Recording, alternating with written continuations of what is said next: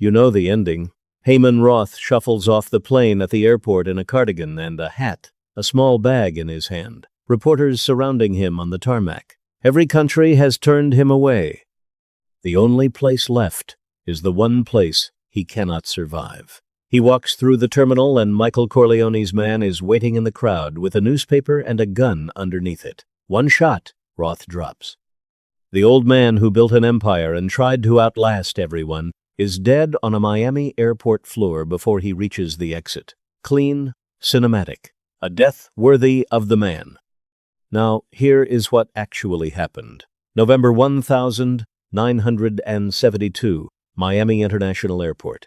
A 70-year-old man comes off a plane from South America. He is 5'4", tall, and barely 140 pounds. He is wearing a hat. He is carrying a small bag. Every country he tried refused him. Paraguay turned him back at the airport in Asunción before he could even step off the plane. He flew on through the continent, country by country, and none of them would have him. The only place left was the one place he was trying to avoid, home. The FBI arrested him the moment he stepped off the plane on the 7th of November, 1972, on an outstanding federal warrant for tax evasion. Within an hour of being taken into custody, he posted $250,000 in cash as bail, the equivalent of $1.6 million in today's dollars. He hired lawyers. He went to trial. He was acquitted. Then he went back to his apartment in Miami Beach. Every morning he walked his Shih Tzu, a dog named Bruiser, along the waterfront. He attended synagogue on the high holy days. He lived quietly and modestly in the city he had helped make rich for 40 years. He died of lung cancer on January 15th, 1983, at 80 years old in his own bed. At the time of his death, despite the FBI's belief that he had left $300 million hidden in accounts around the world, he had less than $35,000 in his bank account. Shortly after The Godfather Part II premiered in 1974, the man who Hyman Roth was based on called the actor who played him on the telephone. Lee Strasberg had been nominated for an Academy Award for Best Supporting Actor for his performance, one of just 2 acting nominations the film received. The call came from Meyer Lansky. He congratulated Strasberg. He told him it was a good performance, and then he added one complaint, 5 words that contain everything you need to know about the gap between the film and the reality. He said, "You could have made me more sympathetic." The most dangerous financial criminal in American history, the man the FBI called the mob's accountant, the architect of the National Crime Syndicate, the man who built Las Vegas and owned Cuba and laundered hundreds of millions through Swiss banks, eventually purchasing his own offshore Swiss bank outright to launder money through a network of shell and holding companies for 50 years, watched an actor play him dying at an airport, and his only complaint was that the character was not sympathetic enough. Hyman Roth is a great character. The real man was more dangerous, more extraordinary, and more human than anything Francis Ford Coppola put on screen. This is the full story of Meyer Lansky, and every detail of it is documented, verified, and more extraordinary than the film. July 4th, 1902, Grodno, Russian Empire. Today, the city of Hrodna in Belarus. Meyer Suchaljansky is born into a Polish-Jewish family in a city where being Jewish is not merely an inconvenience but a specific physical danger. The pogroms of the Russian Empire, organized mob violence against Jewish communities, carried out with official tolerance or official participation, are a recurring feature of life in the Pale of Settlement, the western regions of the Russian Empire where Jewish residents are legally required to live. The Suchaljansky family understands, as every Jewish family in the Pale understands, that the ground beneath them is not permanent. His father immigrates first in 1909, 2 years before the rest of the family follows. In 1911, 9-year-old Meyer arrives through the port of Odessa with his mother and brother Jacob. The immigration official processing his papers asks for his birth date. His parents cannot remember the exact date. The record-keeping in Grodno was not meticulous, or the documents were not carried. or the chaos of immigration had swallowed the detail. The official assigns him a birthday, July 4th, Independence Day. He will carry this accidentally patriotic birthday for the rest of his 80 years. The family settles on the Lower East Side of Manhattan, then the most densely populated neighborhood in the most densely populated city in America, a compression of languages and cultures and poverty and ambition, stacked into tenement buildings where the walls between apartments are thin, enough to hear everything, and the streets below are never quiet. It is not easy. It is, compared to Grodno, safe. And Meyer Lansky, who will shorten his name to Meyer Lansky, takes his intelligence, a mathematical intelligence that his teachers will note as exceptional and that will define every decision he makes for the next 70 years, and applies it to the specific opportunities that the Lower East Side of 1915 offers a Jewish kid with no money and a gift for numbers. The first opportunity is a floating craps game. He and Bugsy Siegel, born Benjamin Hyman Siegelbaum, another Jewish immigrant kid from the neighborhood, 3 years his junior and constitutionally violent in ways that Lansky is not run, gambling games in the streets and in the back rooms of buildings. Lansky manages the money. Siegel provides the physical presence that keeps the games honest. This division of labor, Lansky's brain and Siegel's violence, is the template for every business arrangement Lansky makes for the next 30 years. The meeting with Lucky Luciano happens, according to multiple documented accounts, when Lansky is walking home from school and Luciano, running a small Sicilian street gang that extorts protection money from Jewish kids, tries to shake him down. Lansky refuses. Luciano, who has a genuine respect for physical courage in men smaller than himself, is impressed. The extortion attempt ends. A friendship begins. It is a friendship between a Polish-Jewish immigrant kid who is brilliant at mathematics and a Sicilian immigrant kid who wants to build the largest criminal organization in American history. They will work together for the next 40 years. The 1920s arrive, and Prohibition transforms the Lower East Side gambling operation into something much larger. When the Volstead Act goes into effect in January 1920, every adult American who drinks, and there are tens of millions of them, needs an illegal supply chain. Lansky and Siegel see it immediately. They form the Bugs and Meyer mob, building a bootlegging operation that Lansky later admits was the most efficient international shipping business in the world, stealing trucks and supplying professional drivers to distribution networks spreading across New York, New Jersey, and beyond, with no paper trail, no contracts, no invoices. They extort from Jewish storekeepers, Irish shop owners, Italian gamblers. They do not discriminate. Their gang handles protection, hijacking, and illegal gambling, and develops alongside Siegel, specifically, a reputation for professional murder for hire so efficient and so reliable that it becomes, a decade later, the direct institutional ancestor of Murder Incorporated, an enforcement operation historians believe was responsible for between 500 and 1,000 murders between 1,929 and 1,941. This is the detail The Godfather never shows you about Hyman Roth. The film presents him as a financial operator, cunning, dangerous, but primarily a businessman who moved money. The real Lansky, in his 20s and 30s, was running an organization that committed murder professionally, that broke up Nazi rallies with baseball bats, and that inserted itself through Luciano into every significant criminal power transition in New York between 1,925 and 1,935. The Nazi rally detail is documented and verified, and it is one of the most extraordinary things in Lansky's entire career.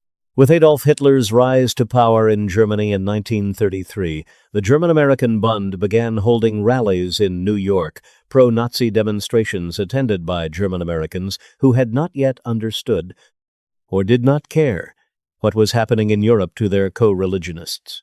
The rallies were held in Manhattan's Yorkville neighborhood on the Upper East Side, then the heart of the German-American community. and Lansky had already personally disrupted at least one alongside 14 of his associates before New York. Judge Nathan Perlman, a former congressman, approached him with a formal request. He asked Lansky to break up the rallies, not to kill anyone, but to make them physically impossible to continue. Lansky agreed.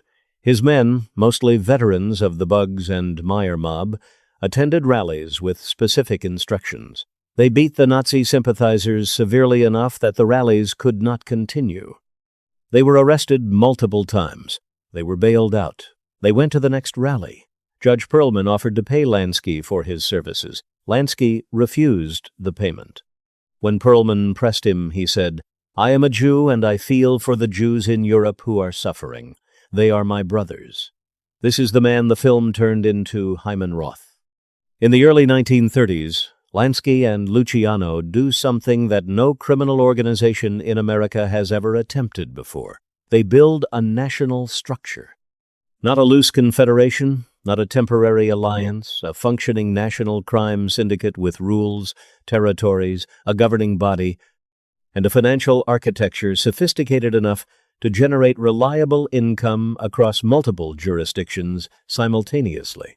The foundation is laid at the Atlantic City Conference of May 1929, organized by Luciano, Lansky, Johnny Torrio, and Frank Costello, the first time the major factions of American organized crime sit in the same room with a shared agenda. The commission, the governing body Luciano formally establishes in 1931 to end the war between the old guard Sicilian bosses and the younger American-born generation, requires someone who can be trusted by all parties regardless of ethnic affiliation. Lansky is Jewish. He cannot be a made man. He will never hold formal rank inside any Italian-American family. This is, paradoxically, his greatest strength. Because he is outside the structure, every faction can trust him to facilitate deals without taking sides. Because he has no formal rank, he cannot threaten anyone's position. He is the one man every boss in America can sit down with simultaneously. He is also, by this point, the most sophisticated criminal financial mind in the country. As early as 1932, 2 years before Switzerland formally codified banking secrecy into law, in 1934, Lansky is moving money from illegal operations in New Orleans into Swiss offshore accounts. He understands, before the Swiss law even exists, that the architecture of secrecy banking can make criminal money invisible to American law enforcement. He eventually goes further, purchasing his own offshore bank outright, the International Credit Bank in Switzerland, which he uses to launder money through a network of shell and holding companies, with couriers including a Swiss citizen given easy access, in and out, and another known only as the Lady in Mink for how well she dressed on her delivery excursions. The FBI, watching all of this, cannot touch him. They have no admissible evidence.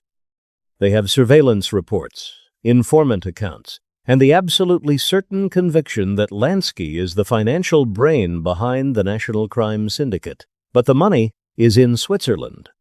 The accounts are in other people's names. The man who put it there left no paper trail that would survive a federal courtroom.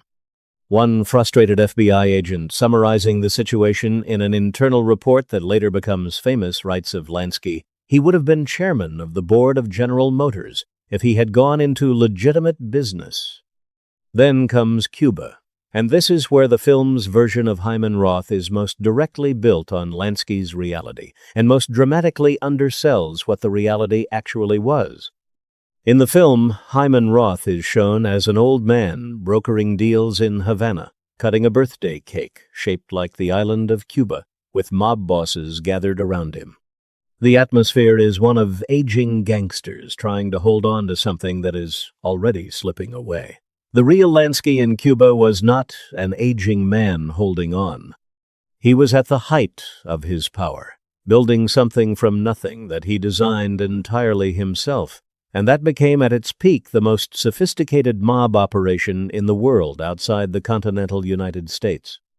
The Cuba story begins in earnest in 1933, when Lansky approaches Fulgencio Batista, not yet Cuba's president, but already the most powerful military figure in the country, and makes an arrangement. Lansky will provide suitcases of cash alongside assurances of $3 to $5 million in annual revenue from a gambling monopoly.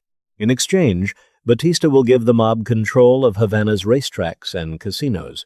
The arrangement is made in person, sealed with a handshake, and will define Cuban politics for the next 26 years. By 1937, Lansky already controls the casino at the Hotel Nacional. In December 1946, with Batista temporarily out of power and living in Daytona Beach, Florida, Lansky organizes the most important mob meeting in American history since the Atlantic City Conference of 1929. He calls it, at the Hotel Nacional in Havana, the most elegant hotel in Cuba, overlooking the harbor from a hilltop in the Vedado district. Every major American crime family sends representation. Lucky Luciano, still technically deported to Italy, travels to Havana on a false passport via Caracas, Mexico City, and a private plane from Venezuela, a journey of thousands of miles that he makes specifically because Lansky has organized this meeting, and that means it matters. From New York, there are Frank Costello, Vito Genovese, Albert Anastasia, and Joe Adonis. From Chicago, Tony Accardo and the Fischetti brothers. From Tampa, Santo Trafficante Jr. From New Orleans, Carlos Marcello. From Cleveland, Mo Dalitz. Entertainment for the conference is provided by Frank Sinatra, who flies down from New York with the Fischetti brothers. At this meeting, Lansky shares his vision for a new Havana, a Caribbean Las Vegas, built by American mob money, operating in a country whose president is a personal business partner, generating revenues that no American jurisdiction can touch or tax or investigate. The bosses present are convinced. The investment begins. In 1952, Batista stages a military coup that brings him back to power.